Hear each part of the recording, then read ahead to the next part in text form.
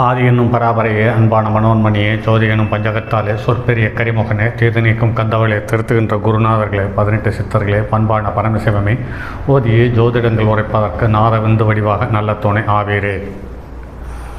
உலகில் உள்ள தமிழ் பேசும் அனைத்து நல் உள்ளங்களுக்கும் மற்றும் ஜோதிட சான்றோர்களுக்கும் மூத்தோர்களுக்கும் ஆர்வலர்களுக்கும் மற்றும் இந்த காணொலியை காணும் உங்களுக்கும் ஆஸ்தோராஜின் இனிய நல்வணக்கங்கள். ஜோதிடம், ஆன்மீகம், வாழ்வியல், மருத்துவம் என்ற 4 தலைப்புகளில் தொடர் காணொலிகளாக கொடுத்து வருகிறோம். அந்த வகையில் இன்று ஜோதிடம் சார்ந்த மற்றும் ஒரு பதிவு. ஜோதிடம் ஆயக்கலைகள் 64, இதில் 8வது கலை என்று சொல்லப்படுகிறது. ஆனால் இந்த கலையை முதலில் வைத்திருக்கலாமோ என்பது அடியனின் தாழ்மையான எதிர்பார்ப்பு. ஏனென்று கேட்டால், இந்த ஜோதிடத்தின் மூலம் சொல்ல முடியாத ஏதாவது ஒரு தகவல் இருக்கிறதா என்றால் இல்லை என்பதே என்னுடைய தாழ்மையான கருத்து. ஏனென்று கேட்டால், இதில்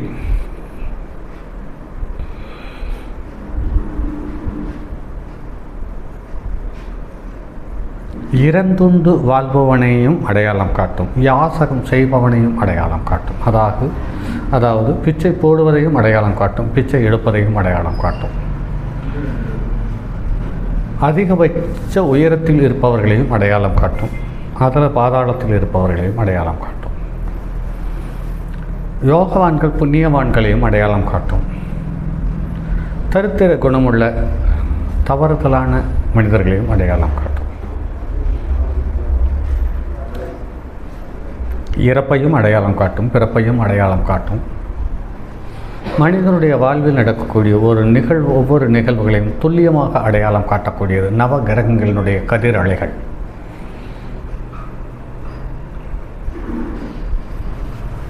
அப்படிப்பட்ட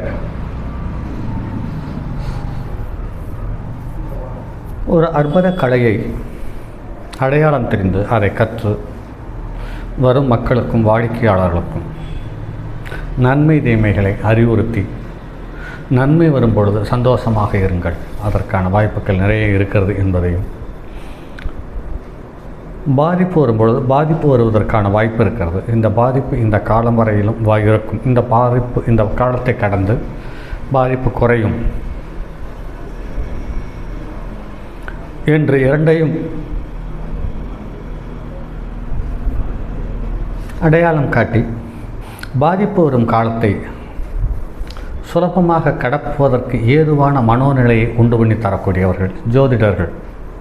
மற்ற எந்த ஒரு ஜீவனத்தில் இருப்பவர்களும் எந்த ஒரு வழிகாட்டுதலில் இருக்கணும், ஜோதிடர்கள் செய்யக்கூடிய இந்த அற்புத வழி நடத்துதலை மற்ற எந்த ஜீவனத்தில் இருப்பவர்களும் சொல்ல முடியாது என்பது என்னுடைய அபிப்பிராயம். இதுதான் யதார்த்தத்துக்கும் பொருந்தும். அந்த வகையில் அப்படிப்பட்ட ஜோதிடத்தை மக்களுக்கு அடையாளம் காட்டக்கூடிய தன்மையுள்ள மனிதர்களுடைய பிறப்பு, அவர்களுடைய செயல்பாடுகள் எப்படி இருக்கும், அதற்கான கிரக அமைப்பு எப்படி இருக்கும் என்பது சார்ந்த நிறைய கேள்விகளுக்கு விடை தரும் பதிவுகள் தான் யார் ஜோதிடர் என்று சொல்லக்கூடிய தலைப்பில் வரக்கூடிய இந்த பதிவு.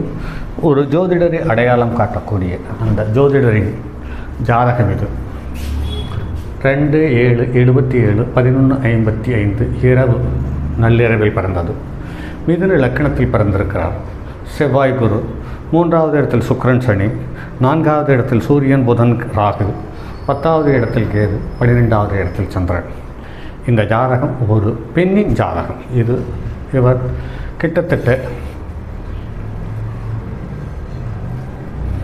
குரு திசையிலிருந்து, அதாவது இன்றைக்கி கிட்டத்தட்ட ஒரு 15-16 வருடமாக இவர் ஜோதிடம் பார்த்து கொண்டிருப்பதாக சொல்லப்படுகிறது. சரி, லக்கணம் என்று பார்க்கும் பொழுது திருவாதிரை 3ஆம் பாதத்தில் அமர்ந்து 16.12 பாகை பெற்றிருக்கிறது. சூரியன் அஸ்த நட்சத்திரம் 2ஆம் பாதத்தில் அமர்ந்து 16 பாகை பெற்றிருக்கிறது. சந்திரன் ரோகிணி நட்சத்திரத்தில் 3ஆம் பாதத்தில் அமர்ந்து 17.24 பாகை பெற்றிருக்கிறது.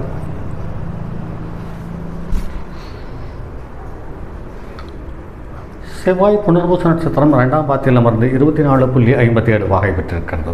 புதன் உத்திர நட்சத்திரம் 3ஆம் பாத்தியில் அமர்ந்து 3.43 பாகை பெற்றிருக்கிறது. குரு திருவாதிரை நட்சத்திரம் 2ஆம் பாத்தியிலிருந்து அமர்ந்து 11.56 பாகை பெற்றிருக்கிறது. சுக்கிரன் பூர நட்சத்திரம் 2ஆம் பாத்தியில் அமர்ந்து 18.56 பாகை பெற்றிருக்கிறது. சனி மக நட்சத்திரத்தில் 1ஆம் பாத்தியில் அமர்ந்து 3.0 பாகை பெற்றிருக்கிறது. ராகு அஸ்த நட்சத்திரம் 4ஆம் பாத்தியில் அமர்ந்து 21.54 பாகை பெற்றிருக்கிறது. கேது ரேவதி நட்சத்திரம் 2ஆம் பாத்தியில் அமர்ந்து 21.54 பாகை பெற்றிருக்கிறது.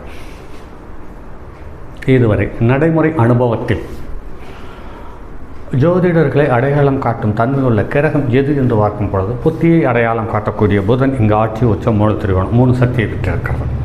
அதுக்கு மனதை அடையாளம் காட்டக்கூடிய கிரகம் என்று பார்க்கும் பொழுது சந்திரன் அவன் தன்னுடைய சொந்த நட்சத்திரத்தில் அமர்ந்து உச்சம் பெற்றிருக்கிறான். அடுத்து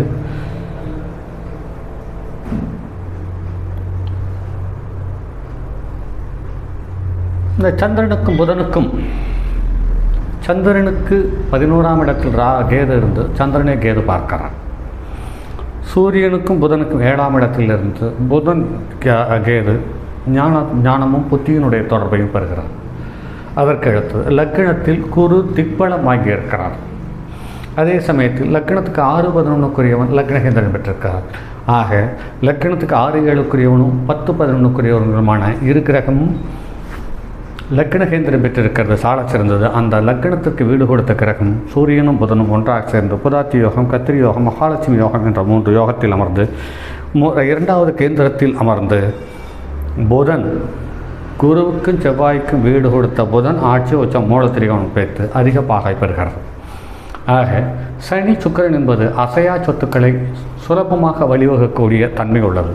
அதே சமயத்தில் ஒரு ஜாதகத்தில் ஸ்திர ராசிகளான ரிஷப லக்கணம் ரிஷபராசி, சிம்ம லக்கணம் சிம்மராசி, விருச்சிக லக்கணம் விருச்சிக ராசி, கும்ப லக்கணம் கும்பராசி, இந்த 4 ராசிகளில் அதிக வருடங்களை கொண்ட கிரகங்கள் இருந்த தசாப்தியை நடத்தும் காலம் அவர்களுக்கு ஆயுள் காலம் முழுவதும் நிலைத்து நிற்கக்கூடிய சொத்தையும் சொந்தத்தையும் அள்ளி தந்து விடுகிறது என்பதில் மாற்றுக்கருத்தில்லை. அப்படிப்பட்ட சனி மக நட்சத்திரத்தில் அமர்ந்து முதல் பாதத்திலே அமர்ந்து மிகப்பெரிய யோகத்தை அமைந்து விடுகிறது என்பது மாற்றுக்கருத்தில்லை. அதே சமயத்தில் இந்த ஜாதகத்தில் மேலும் ஒரு தகவல் என்னவென்றால் லக்னம் திருவாதிரை நட்சத்திரத்தில் அமர்ந்து நட்சத்திரத்தை கொடுத்த ராகு கன்னி வீட்டில் அமர்ந்து யோக ராகுவாக இருக்கிறார். சந்திரன் சூரியன் சந்திரனுடைய நட்சத்திரத்தில் அமர்கிறது, சந்திரனும் சந்திரனுடைய சொந்த நட்சத்திரத்தில் அமர்கிறது. அடுத்து ராகுவும் சந்திரனுடைய நட்சத்திரத்தில் அமர்கிறது. ஆக ராகு 3 நட்சத்திர காலை கொடுத்து மிகப்பெரிய வலுவாக இருக்கிறது. அடுத்து சுக்கிரன் சுயசாரம் வாங்கியிருக்கிறார். லக்கணத்துக்கு 5க்குரியவன் தனஸ்தானத்துக்கு 11லிருந்து லக்கணத்துக்கு 5க்குரியவன் 9க்குரியவனோடு சேர்ந்து 9க்குரியவனால் பார்க்கப்பெறுவது அல்லது 9க்குரியவனோடு சேர்ந்து இருந்து மிகப்பெரிய யோகத்தை தந்துவிட்டது. அதற்கு அடுத்தது செவ்வாய் புனர்பூச நட்சத்திரம், அதாவது குருவனுடைய நட்சத்திரத்திலிருந்து குருவோடவே சேர்ந்திருக்கிறது. ஆக இந்த 9 கிரகங்களும் எந்த ஒரு கிரகமும் பாகை கிரகமோ அல்லது பாதக கிரகமோ அல்லது நட்சத்திரத்தை கொடுத்த கிரகம் எதுவும் நீச்சம் பெறாமலும் தனி தகுதியோடு இருக்கிறது. ஆக இவர் ஜோதிடத்துக்கு வந்தது என்பது கிரகங்களினுடைய பரிசு என்பதில் மாற்று கருத்திருக்க முடியாது. ஆக இந்த ஜோதிடரும் உலகம் முழுவதும் இன்றைக்கி அடையாளம் தெரிந்த ஜோதிடர். இவர் அதிகபட்சமாக ஆன்லைனில் ஜாதகம் பார்த்து நல்ல தரமான வருமானத்தில் இருக்கக்கூடிய ஒரு அற்புத ஜோதிடர் என்பதில் மாற்றுக்கருத்துமில்லை. அதே சமயத்தில் ஒரு ஜாதகத்தில் 2ஆம் இடத்துக்குரிய கிரகம் ஆட்சி உச்ச மூல திரிகோணம் பெற்றாலோ அல்லது ஒரு கிரகத்துக்கு வீடு கொடுத்த கிரகம் தனக்கு 6, 8, 12 மறையாமல் இருந்தாலே அது யோகத்தை தந்து விடுகிறது என்பது பெரிய அனுபவம். அதே சமயத்தில் இங்கே லக்கணத்துக்கு 2க்குரியவன் என்று பார்க்கும் பொழுது லக்கணத்துக்கு 12ஆம் இடத்தில் இருந்தாலும் தனது ஸ்தானத்துக்கு 11ஆம் இடத்தில் உச்சம் பெற்று உச்சத்துக்கு வீடு கொடுத்த கிரகம் அதற்கு கேந்திரத்தில் இருப்பது என்பது சால சிறந்ததாக அமைந்து நடைமுறையில் கருத முடிகிறது.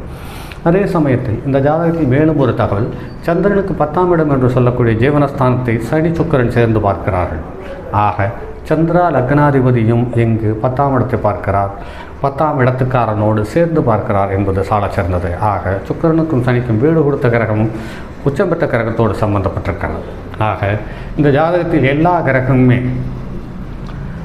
சந்திரனை தவிர மீறி எந்த கிரகமே குருவுக்கும் செவ்வாய்க்கும் மறையவில்லை என்பது மேலும் ஒரு கூடுதலான தகவல். ஆக இந்த ஜாதகம் ஒரு தரமான ஜோதிடர் என்பதற்கான அமைப்புள்ள கிரக அமைப்புகள் சர்வசாதாரணமாக கண்ணில் தென்படுகிறது.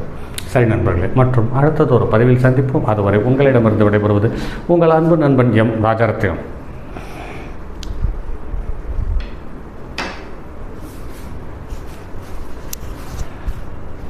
தங்கமான் மழுவோடேந்தி தன்மதி தலையில் கொண்டோன் மங்கையர் பறிக்கச் சொன்ன மாமொழி ஜோதிடத்தை இங்கு யாம் உரைப்பதற்கோர் எமை என்னும் பிழை வராமல் காக்க செங்கன் மால் முருகன் யானைச்சரன் பதம் காப்பதாமே.